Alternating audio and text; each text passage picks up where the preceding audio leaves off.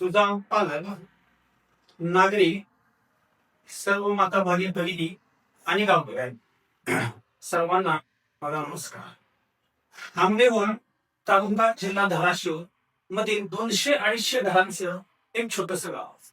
या गावामध्ये शाहीर लोंढे या युवकाने एक स्टार्टअप सुरू केलं. होय, तुम्ही बरोबर ऐकताय, स्टार्टअप. पण टेक्निकल स्टार्टअप चांगला नाही, तर या युवकाने ग्रंथालय तयार करण्याचं धाडस केलं.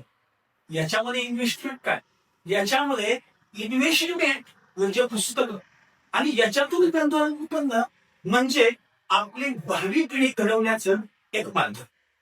त्या युवकांनो कोणीतरी म्हटलंय, वाचा तर वाचा.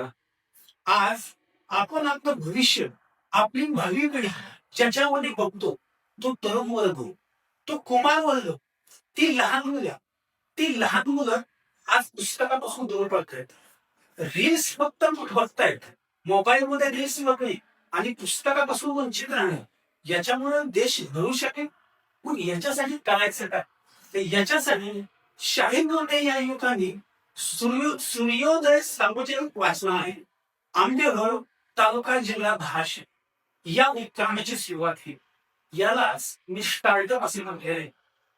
तर आपण ज्यावेळी शाळेमध्ये होतो, आपण ज्यावेळी शिकत होतो, त्यावेळी आपण वाचल्यात पु ल देशपांडे, आपण वाचले वि स खांडेकर, छत्रपती शिवाजी महाराज घडले ते का पुस्तकाशिवाय, छत्रपती संभाजी महाराज घडले ते का पुस्तकाशिवाय, स्वातंत्र्यवीर सावरकर, महात्मा गांधी, पंडित नेहरू आणि महामानव डॉक्टर बाबासाहेब आंबेडकर घडले ते का पुस्तकाशिवाय.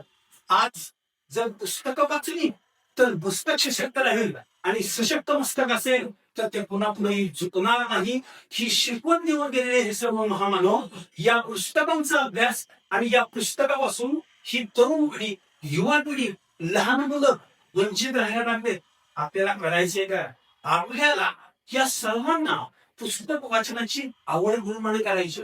आपण आपल्या लहानपणी ज्या गोष्टी वाचलेल्या, ठीक आहे, आता ही मोठी पिढी जी आहे, ही पिढी आता मोठी होत चालली आहे.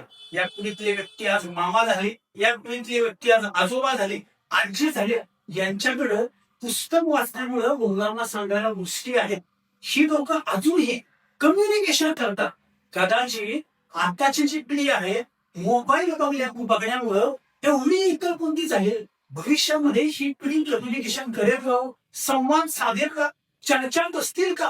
झाडाखाली बसून 15-20 माणसं एकत्र करतील का? हा प्रश्नच आहे. ठीक आहे, तर आम्हाला करायचंय काय? आपल्याला या मुलांना, या युवकांना, या 5वी ते त्याच्या पुढच्या युवकांना, 5वी पासूनच्या ज्यांना वाचता येते त्या सर्व युवकांना ग्रंथालयामध्ये घेऊन यायचे. या मुलांना पुस्तकं दाखवायचे, पुस्तकांचा कवर, पुस्तकांचं रंग, पुस्तकांची लेखक, त्या लेखकांची नावं या मुलांना या गोष्टीची गोडी लागली पाहिजे. प्रत्येक आठवड्याला, प्रत्येक दिवसाला एक तरी पान वाचणं आवश्यक आहे. उन्हाळा आणि दिवाळीची सुट्टी फक्त मोबाईल बघण्यामध्ये घालवण्यात आणायचं नाही. आता मुलांनी पुस्तकं वाचली पाहिजेत. आता नवीन टेक्नॉलॉजीमध्ये चांदोबा मासिक परत एकदा मागून घेताय, विक्रम वेताळ मासिक परत एकदा मागून घेताय. अहो, जुन्या ज्या पिढ्या होत्या त्या दिवाळी अंक मारपायच्या. दररोज गावातील प्रत्येक व्यक्ती घरामध्ये 5 रुपयाचा पेपर घ्यायचा. लोकसत्ता असेल, सकाळ असेल, लोकमत असेल. आज गावामध्ये पेपर बघणं महाग झालंय. मुलांना ग्रंथालयामध्ये घेऊन या, मुलांना पुस्तकांची आवड लावा, मुलांना भरपूर पुस्तकं बघू द्या, मनसोक्त त्याचा आनंद घेऊ द्या, आणि त्यांना वाचू द्या. वाचण्यामुळे त्यांचं आकलन नक्कीच करेल आणि एक सशक्त पिढी निर्माण होण्यास नक्की मदत करेल. आपण घडवूया. मुलं 5वी पास झाली, मुलं 7वी पास झाली, मुलं 10वी पास झाली, तर काय करायचं? तर आई वडील त्या मुलांना गिफ्ट देतात अँड्रॉइड मोबाईल प्रो 17. शक्य आहे कदाचित 2030 पर्यंत प्रो 100 येईल. पण या मोबाईलच्या रील्स बघण्यामुळं या मुलांचं पुस्तक सशक्त होणार आहे का? फक्त रील्स मुळे पोटांचा व्यायाम होईल. तर एक लक्षात घ्या, ज्यावेळी आपण पुस्तक वाचतो त्यावेळी ते पुस्तक आकलन करतं, आपल्या बिंदूला चालना करते, आपण ते पुस्तक समजण्याचं काम करतो आणि आपला मेंदू सशक्त होतो. सोशल मीडियामुळे मुलं कंटाळवाणी झालेली. सोशल मीडियामुळे मुलांची एकाग्रता नष्ट होत चाललेली. सोशल मुळे मुलांचा जो ताकदीचा वेळ आहे तो वेळ मुलांचा वाया चाललाय.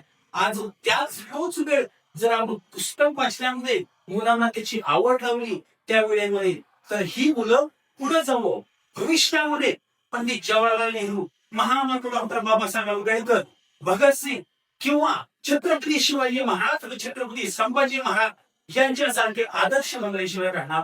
आणि हे सर्व या उपक्रमामधून घडून येईल असं या युवकाला वाटलं. म्हणून सामाजिकतेचं भान ठेवून या युवकाने सूर्योदय सार्वजनिक वाचनालय 280 घरांच्या वस्ती असणाऱ्या आंबेरोळा या गावामध्ये याची सुरुवात केली. आपल्या सर्वांना आव्हान केलं. आपण सर्व पालक, आपण सर्व माता भगिनी, आपण सर्व नागरिक, आपण सर्व शिक्षक लोक, सर्व तमाम खेडेगावातील सर्व व्यक्तींनी लहान मुलांना पुस्तकाची आवड लावणे, पुस्तक निर्माण, पुस्तकां वाचनाची आवड लावणे हे गरजेचं आहे. ही पिढी घडवण्याचं काम आज आपल्या हातात आहे. म्हणूनच आपण या ठिकाणी एक संदेश देऊया, वाचाल तर वाचा.